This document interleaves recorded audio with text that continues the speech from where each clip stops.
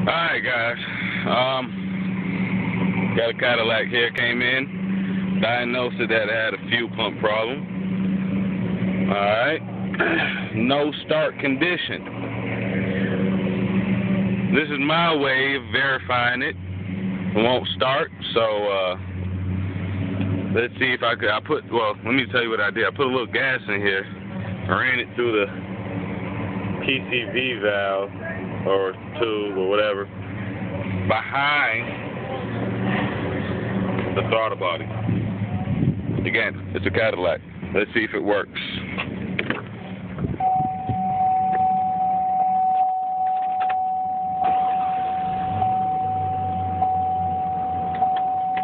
So, now I know the fuel pump don't work.